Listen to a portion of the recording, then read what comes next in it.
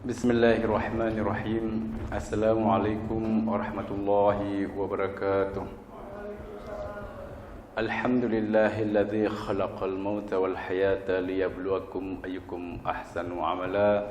Subhanaka la ilma lana illa ma 'allamtana innaka antal alimul hakim. Asyhadu an la ilaha illallah wa asyhadu anna Muhammadan abduhu wa rasuluh la nabiyya ba'dah. Allahumma salli wa sallim ala hadan nabiyil karim wa ala alihi wa ashabihi ajma'in, amma ba'du. Hadirin hadirat sedang jamaah salat zuhur yang dimuliakan Allah Subhanahu wa taala. Marilah sama-sama kita mengucapkan puji syukur kehadrat Allah Subhanahu wa taala atas berbagai limpahan rahmat dan karunia-Nya. Mudah-mudahan dari segala rentetan amal ibadah yang telah kita lakukan selama ini mendapat ridha dan ganjaran yang besar di sisinya. Amin ya rabbal alamin.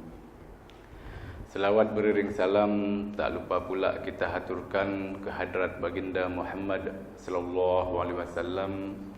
Mudah-mudahan kita selalu dapat meneladani beliau dan juga mendapat syafaat dari beliau kelak di yaumil mahsyar. Amin ya rabbal alamin. Hadirin hadirat yang dimuliakan Allah Subhanahu wa taala, tidak terasa waktu berjalan begitu cepat dan kita telah berada di akhir-akhir Ramadan. Sebentar lagi Ramadan akan melambaikan tangannya kepada kita semua sebagai tanda perpisahan. Dan beliau semua akan melaporkan apa yang telah kita laksanakan selama ini, yaitu, ya Allah, inilah hamba-Mu yang melaksanakan solat 5 waktu secara berjamaah. Ya Allah, inilah hamba-Mu yang bersedekah di bulan suci Ramadan, yang melaksanakan qiyamul lail, kemudian yang tadarus, tahajud dan lain-lain. Itu semua akan dilaporkan oleh Ramadan kepada Allah. Dan juga apa yang kita laksanakan sebaliknya. Misalnya, ya Allah, inilah hamba-Mu yang dia berpuasa ketika bulan suci Ramadan, tetapi dia juga memfitnah, mengkucing orang dan lain-lain. Kemudian juga dia berpuasa tetapi tidak pernah menjaga pandangannya dari maksiat dan lain-lain. Itu semuanya akan disampaikan oleh Ramadan kepada Allah. Nah, waktu berjalan begitu cepat ini, begitulah kehidupan kita di dunia ini.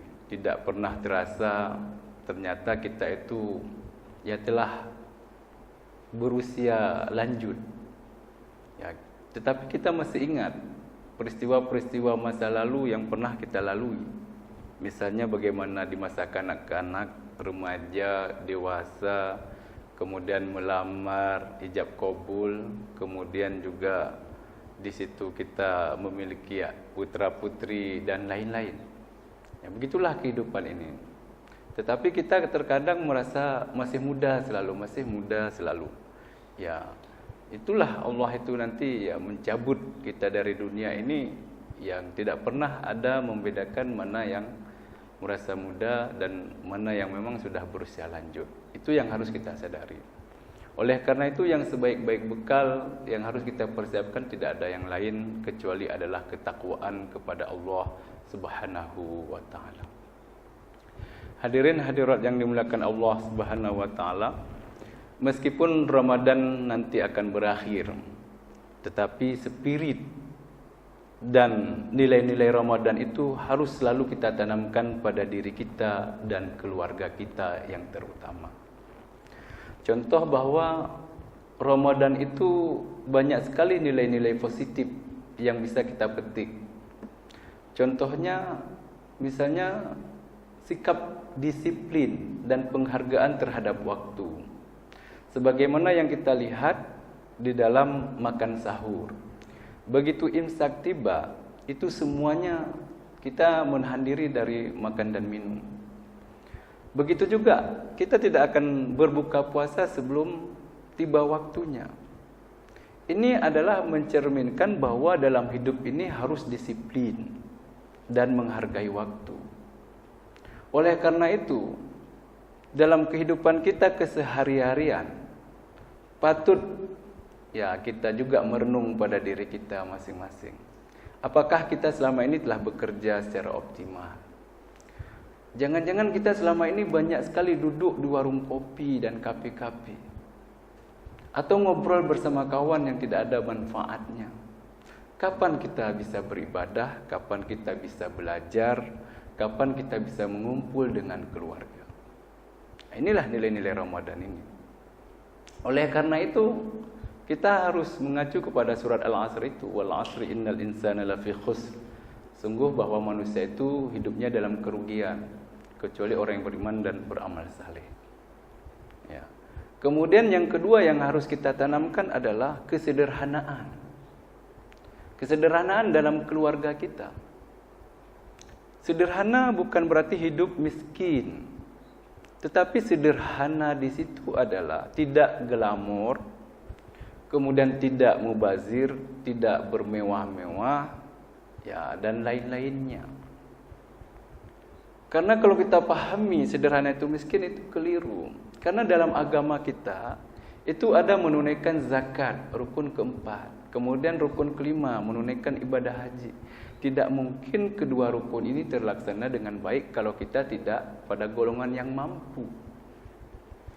Kemudian nilai yang lain adalah itu kita meneladani sifat-sifat Allah, yaitu Ar-Rahman dan Ar-Rahim, yaitu pengasih dan Maha Penyayang.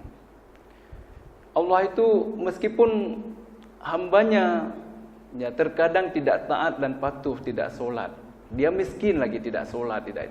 Tetapi kita lihat ada saja kemudahan dan rezekinya diberikan Allah. Itu artinya apa? Kita dalam hidup ini harus berkasih sayang, toleransi. Begitu juga dalam pelayanan di kantor misalnya. Kita jangan pernah membeda-bedakan status orang. Dia pakai dasi, pakai jas, pakai kopiah, baju kuku, kemudian ada yang biasa dan lain-lain. Semuanya adalah di mata Allah sama. Dan kita yakin bahwa Allah melihat apa yang kita lakukan itu.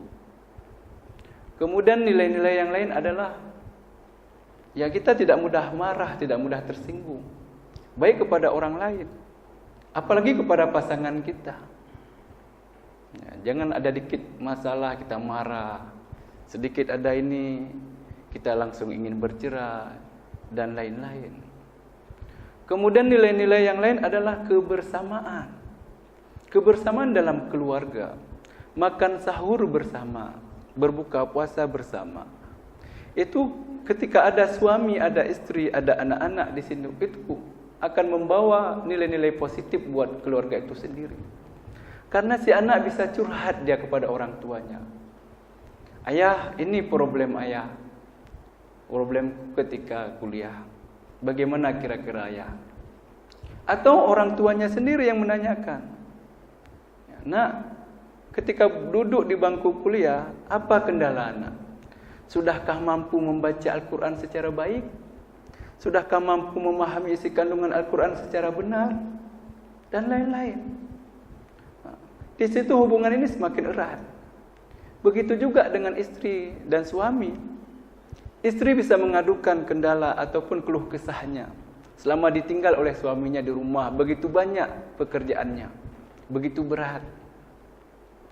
Kemudian ya suami juga bertanya, ketika tidak ada di rumah apa saja yang dilakukan oleh istri itu? Capekkah, lelahkah?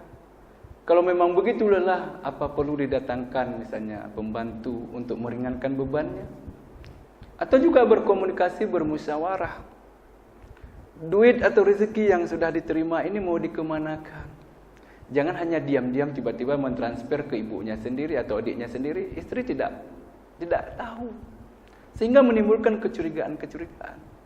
Dalam keluarga itu adalah adanya unsur transparansi di situ, keterbukaan, musyawarah dulu. Dek, kita ada duit ini, dek, rezeki, dan itu juga tidak terlepas dari doa adik. Kita tidak pulang ke kampung, tapi saya lihat orang tua kita di sana kurang sehat. Gimana kita kirim saja? Ya misalnya 200 atau apa? Oh, istri yang baik jangan 200, Bang. Kita sudah jarang mudik, ya inilah 1 juta lah, ya begitu. Jadi begitu dalam keluarga itu seperti itu. Ya, jadi transparansi. dan minta pendapat kepada pasangannya. Jangan sendiri-sendiri egois. Ya. Karena salah satu kendala yang terbesar yang kita hadapi dewasa ini adalah bukan kekhawatiran dari penculikan terhadap anak, bukan kekhawatiran dari kasus pedofilia yang marak hari itu di WA, di Facebook dan lain-lain. Tetapi kekhawatiran kita yang terbesar dewasa ini adalah anak kita tidak mampu membaca Al-Quran secara baik dan memahami isi kandungan. Itu terbukti. Contoh banyak sekali anak-anak muda kita yang duduk di warung-warung kopi itu. Andaikan dia paham surat Al-Asr itu, dia tidak akan seperti itu. Banyak juga anak muda kita itu yang bawa Honda itu sengaja memang knalpotnya modifikasi supaya meraung-raung suaranya. Andaikan dia paham misalnya surat Luqman itu, wala tamsi fil ardi marha, dia tidak akan melakukannya. Andaikan dia paham misalnya wala taqrabuz zina, jangan kamu mendekati zina, maka anak muda-mudi kita itu tidak akan berboncengan ke sana kemari dengan yang bukan mahramnya. Itu kalau satu ayat saja itu sungguh bermanfaat. Jadi kekhawatiran kita bukan dari pedofilia dan juga dari penculikan anak, tetapi yaitu generasi kita ini tidak mampu membaca Al-Quran dan memahami isi kandungannya. Mudah-mudahan nilai Ramadan ini dapat kita aplikasikan dalam keluarga kita. Demikian saya mohon maaf. Assalamualaikum warahmatullahi wabarakatuh. Terima kasih. Assalamualaikum warahmatullahi wabarakatuh. Saya tertarik kepada pesan mereka kita lebaran ini kan sudah dekat dan puasa akan meninggalkan kita. Artinya apakah kita bisa bertemu lagi, kita kan belum tahu kan tahun depan. Cuman kalau kita pikir terlalu jauh pun agak panjang gitu. Yang ingin saya sampaikan, tanyakan pada saat lebaran ini apa yang harus kita lakukan? Karena kita sudah belajar dalam sebulan puasa ini, dan pada hari lebaran itu apa yang menurut syariat Islam yang harus kita lakukan di dalam hari raya. Terima kasih. Baik, terima kasih. Bagus sekali pertanyaannya. Nanti ketika lebaran apa saja yang harus kita lakukan? Yang jelas memang di kita ini punya tradisi dan adat istiadat yang cukup bagus, saya kira, yang ada nilai-nilai positif.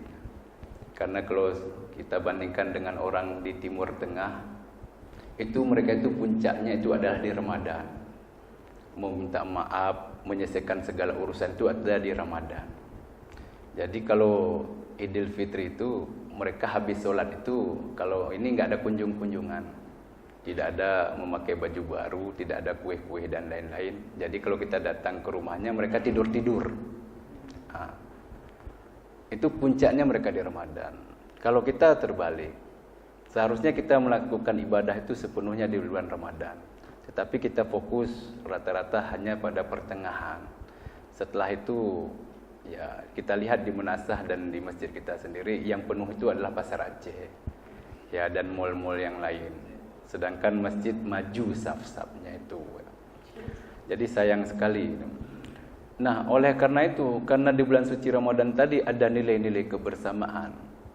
Istilahnya kita bersama keluarga itu bermusyawarah, tetapi hal yang positif, bukan bermusyawarah di mana tempat makan enak. Nah, bukan itu. Di mana tempat berbelanja yang murah. Nah, bukan misalnya bagus untuk melangsingkan tubuh ya puasa ini, bukan itu. Tetapi yang kita ini adalah besok kita sholat tarawih di mana, qiyamul lail di mana, kemudian tadarus di mana. Ya inilah bersama keluarga kita. Jadi keluarga ini semakin dekat hubungannya. Sehingga anak kita tidak curhat ke orang lain yang dia mencari zona aman. Karena salah satu penyebab anak itu terlibat dalam kasus LGBT, mencintai sejenis, kemudian narkoba dan lain-lain karena kurangnya perhatian dari orang tua. Kemudian juga pasangan kalau punya masalah dilarang curhat ke orang lain yang belum diketahui ketulusannya, apalagi di media sosial. Ya, jadi kebersamaan ini telah ditumpahkan ketika sering hadir.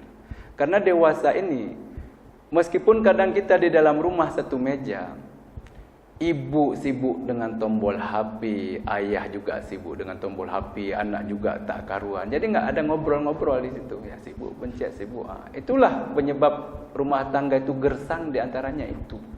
Ya.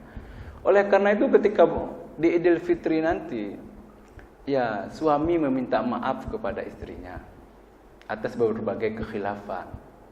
Jadi tidak usah gengsi, tidak usah merasa superior. Karena sehebat apapun jabatan suami di luar rumah, ketika dia ada di dalam rumah, itu tetap statusnya sebagai seorang suami ataupun seorang ayah bagi anak-anaknya. Ya tidak usah gengsi. Kemudian jangan pernah kita berpikir bahwa kita bekerja, tulang punggung, kemudian istri kita hanya di rumah. Lalu menganggap kita bahwa lebih hebat, lebih superior. Kontribusi istri kita tidak ada apa-apa. Itu salah, keliru. Sungguh bahwa ketenangan dan kenyamanan yang diberikan istri kepada kita itu tidak terukur dengan materi. Nah, oleh karena itu ketika kita bekerja atau apa istri dalam rumah pun itu tidak dapat kita ukur. Nah, bisa saja itu lebih bernilai ketimbang materi yang kita dapatkan tadi. Oleh karena itu penghargaan terhadap pasangan itu penting. Suami meminta maaf kepada istri, maafkan diriku Adinda, karena mungkin selama ini ya sering tugas keluar kota yang membuat hatimu tidak nyaman. Tapi yakinkanlah bahwa diriku sungguh mencintaimu dan hanya dirimu satu-satunya seorang. Kemudian juga istri juga begitu, maafkan diriku sayang. Mungkin selama ini ya ada yang membuat hati tidak nyaman dan lain-lain atau apa. Jadi kita berdoalah supaya sama-sama nanti hidup di surga kembali. Saya tidak tahu sekiranya abang lebih awal meninggalkan adik, nggak tahulah mikirkan. Tapi kalau adik duluan abang kawin lagi nggak? Ya adalah semacam canda dan ini seperti itu. Jadi sama-sama. Ya kemudian anak juga demikian. Dan ayah pun tidak ada masalah kalau dia minta maaf sama anaknya kalau memang banyak kesalahan yang telah dia perbuat. Jadi nggak ada masalah dalam hidup ini. Yang penting ya sama-sama menghargai, saling mendoakan. Sama-sama ingin mewujudkan keluarga samara dan sama-sama hidup kembali di alam surga nanti. Demikian, Assalamualaikum warahmatullahi wabarakatuh.